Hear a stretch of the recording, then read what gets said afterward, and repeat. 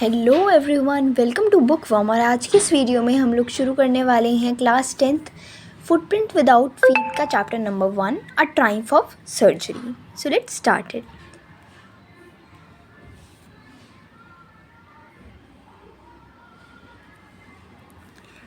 I was really worried about Tricki this time. तो यहाँ पे जो ऑथर हैं, जो नरेटर हैं, जो स्टोरी को नरेट कर रहे हैं, वो हैं एक डॉक्टर। तो वो कहते हैं कि इस बार वो ट्रिकी के बारे में बहुत ही ज़्यादा चिंता कर रहे थे। I had pulled up my car when I saw him in the street with his mistress and I was shocked at his appearance. तो जब वो अपनी कार से कहीं जा रहे थे तब उन्होंने उसे एक स्ट्रीट पर देखा था उसकी मिस्ट्रेस के साथ। मिस्ट्रेस यानी कि उसकी जो ओनर थी, उसके साथ उसे वॉक करते हुए देखा। तो जो ट्रिकी है ना, वो एक डॉग का नाम है। तो जो नरेटर हैं बहुत ही ज़्यादा शॉक हो गए थे उसके अपीयरेंस, उसको देखकर। He had become hugely fat like a blotted sausage with a leg at each corner. His eyes blood shot and dreamy stared straight ahead with and his tongue लॉल्ड from his jaw. तो वो जो dog था ना, वो बहुत ही ज़्यादा मोटा हो चुका था। वो एक ब्लॉटेड सॉसेज की तरह था, मतलब बहुत ही ज़्यादा मोटा हो गया था वो, उससे चला भी नहीं जा रहा था। जो उसकी आइज़ थी वो बिल्कुल रेड हो चुकी थी और उसकी जो जीभ थी वो बाहर निकली हुई थी। Mrs Pomfrey hastened to explain. He was so listless. Mr. Harriet, he seemed to have no energy. I thought he must be suffering from malnutrition, so I've been giving him some little extras between meals to build him up. Some malt, cod liver oil and a bowl of Horlicks at night to make him sleep. Nothing much really. तो ये जो Mrs Pomfrey है ना, ये mistress हैं, जो dog की owner हैं। तो वो फटाफट डॉक्टर को एक्सप्लेन करने लगती हैं। वो कहती हैं कि मिस्टर हैरियट है डॉक्टर का नाम। तो वो कहती हैं, मिस्टर हैरियट, मुझे लगता है ट्रिकी के अंदर बिल्कुल एनर्जी ही नहीं है। देखो, ये बिल्कुल नहीं चल पा रहा है। जब मैंने इसे ऐसी कंडीशन में देखा तो मुझे ऐसा लगा कि ये माल न्यूट्रिशन से सफ़र कर रहा है।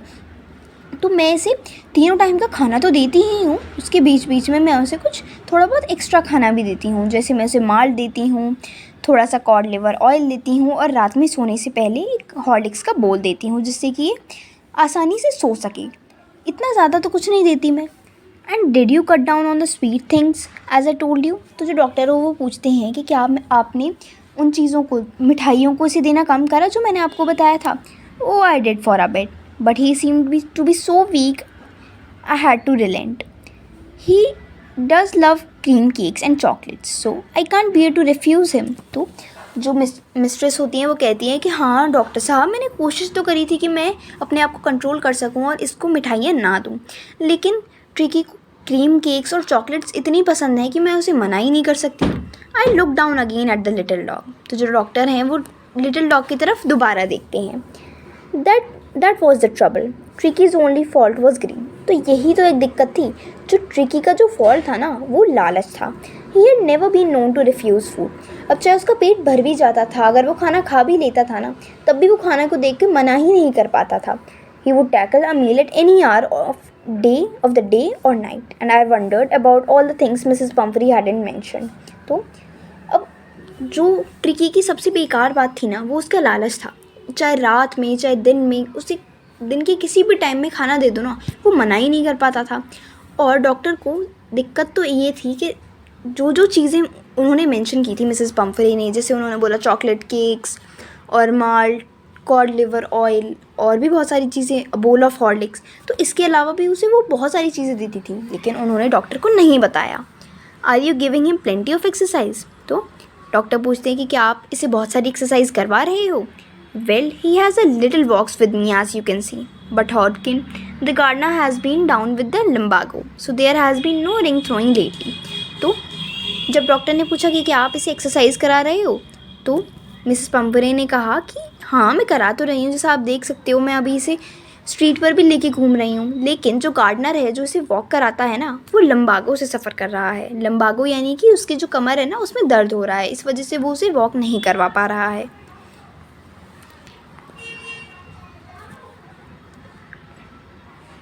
I try to sound severe. Now I really mean this. If you don't cut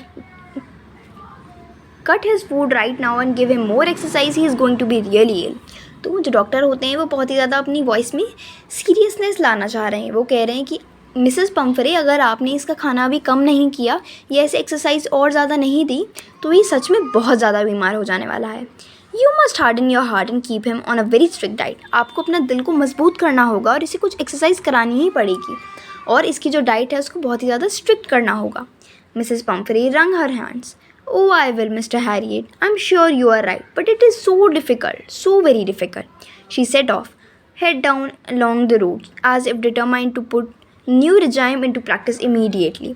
तो जो मिसेस पम्फरे होती हैं वो कहती हैं कि हाँ मैं जानती हूँ, आप बिल्कुल सही कह रहे हैं मिस्टर हैरियट, लेकिन ये बहुत ही ज़्यादा मुश्किल है। बेचारे इसको इतना सारा खाना पसंद है, लेकिन मैं इसका स्ट्रिक्ट डाइट कैसे रख सकती हूँ। I watched their progress with the growing concern. Tricky was tottering along in the little tweed coat. He had a whole wardrobe of these coats for the cold weather and a raincoat for the wet days. तो यहाँ पर जो narrator हैं वो बताने की कोशिश करते हैं कि मिसेस पम्फरे कितनी ज़्यादा रिच हैं। उनका जो डॉग था ट्रिकी, उसके पास बहुत ही सारे कपड़े थे, ठंड के अलग, गर्मियों के अलग और बारिशों के रेनकोट्स अलग। He struggled on dropping in his harness. I thought it wouldn't be so long before I heard from Mrs. Pumphrey. तो जो ट्रिकी था उसे चलने में बहुत ही ज़्यादा मुश्किल हो रही थी क्योंकि वो इतना ज़्यादा मोटा हो चुका था। तो जो डॉक्टर थे वो समझ चुके थे कि जल्दी ही अब उनका कॉल उनके पास आने वाला है। The expected call came with in a few days, और कुछ ही दिनों के बाद एक एक्सपेक्टेड कॉल उनके पास आ जाता है। Mrs Pumphrey was distraught. Distraught का मतलब होता है डिस्ट्रेस या फिर worried.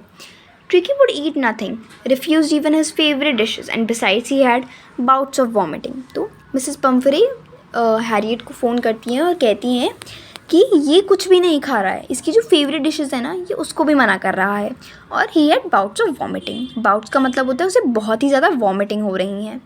He spent all his time lying on a rug panting, didn't want to go for walks, didn't want to do anything. तो ये पूरे दिन ट्रिकी जो है ना वो पड़ा ही रहता है और कुछ भी नहीं करना चाहता है। I had made my plans in advance. तो जो डॉक्टर हैं उन्होंने बहुत सारे प्लान्स अपने एडवांस में ही रेडी किए हुए थे। The only way was to get out Tricki of the house for a period. I suggested that to be hospitalised for about a fortnight to be kept under observation. तो doctor के पास पहले से ही plan था। वो सोच रहा था कि अगर ट्रिकी को घर से निकालना है तो उसे कुछ दिनों के लिए हॉस्पिटलाइज करना होगा। तो फोर्टनाइट यानी कि 14 डेज़ के लिए उसे हॉस्पिटल में रखना पड़ेगा ताकि वो उसे ऑब्जर्व कर सकें। The poor lady was almost swoon. She was sure he would pine and die if he did not see her every day. Pine and die का मतलब है कि ट्रिकी अगर अपनी मिस्ट्रेस को नहीं दिखेगा तो वो बहुत ही ज़्यादा बेचैन हो जाएगा, उसे बिल्कुल अच्छा नहीं लगेगा। But I took him up firm line. Tricky was very ill and this was the only way to save him. अब उसे बचाने का बस यही तरीका था कि उसे उसकी मिस्ट्रेस से दूर कर दो, वरना वो तो उसे और भी खाना खिलाती रहती। In fact, I thought it best to make him without delay, and followed by Mrs. Pumphrey's wailing, I marched out of the car carrying the little dog wrapped in a blanket. वो जो छोटा सा dog था उसको blanket में rap करके वो अपनी कार में ले चलते हैं। The entire staff was roused and maids rushed in and out, bringing his day bed, his night bed, favorite cushions, toys and rubber rings, breakfast bowl, lunch bowl, supper bowl.